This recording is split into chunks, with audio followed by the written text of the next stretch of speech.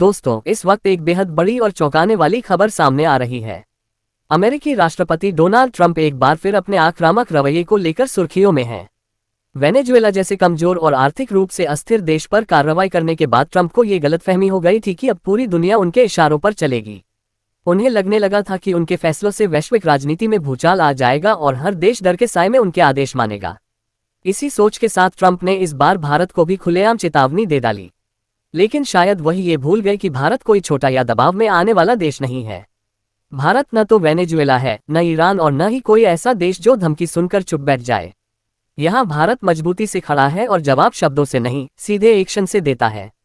Trump की धमकी के बाद भारत ने बीते 24 घंटों में जो कदम उठाए हैं, उनसे अमेरिका के व्यापारिक और राजनीतिक गलियारों में हड़कंप मच गया है।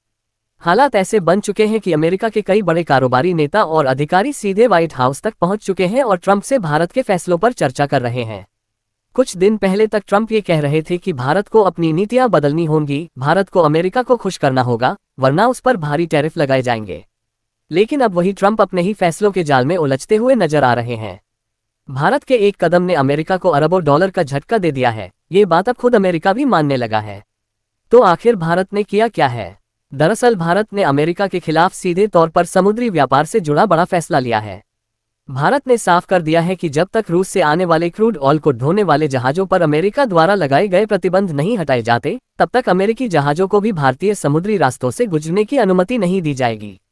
इसका मतलब साफ है, अब अमेरिकी जहाज न तो अरब सागर से और न ही बंगाल की खाड़ी से आसानी से गुजर पाएंगे। इतना ही नहीं, भारत ने अमेरिका से होने वाले क्रूड ऑयल आयात में भी भारी कटौती का संकेत दे दिया है।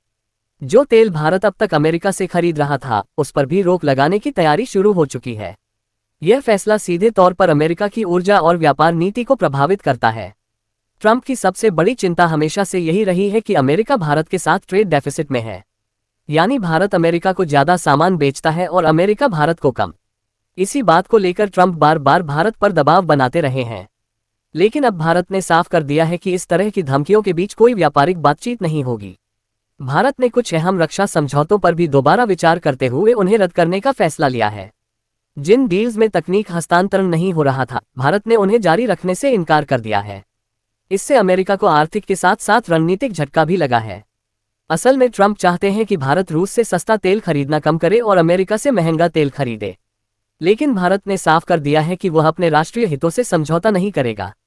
जब रूस से तेल सस्ती दरों पर मिल रहा है, तो भारत महंगे विकल्प को क्यों चुने? ये सवाल भारत ने बिना बोले अपने फैसलों से पूछ लिया है। इन सब के बीच ट्रंप की नीतियों का असर अब उनके अपने सहयोगियों पर भी पड़ता दिख रहा है। अमेरिका के भीतर ही विरोध के स्वर तेज हो रहे हैं और संसद में ट्रंप से लगातार सवाल किए जा रहे हैं। अंतर्राष्ट्रीय स्तर पर भी यह चर्चा तेज है कि इस तरह की आक्रामक नीति दुनिया को और अस्थिरता की ओर धकेल सकती है। आज हालात ये हैं कि भारत ने बिना शोर मचाए, बिना बयानबाजी किए, सीधे ठोस कदम उठाकर अमेरिका को ये संदेश दे दिया है कि भारत दबाव में आने वाला देश नहीं है।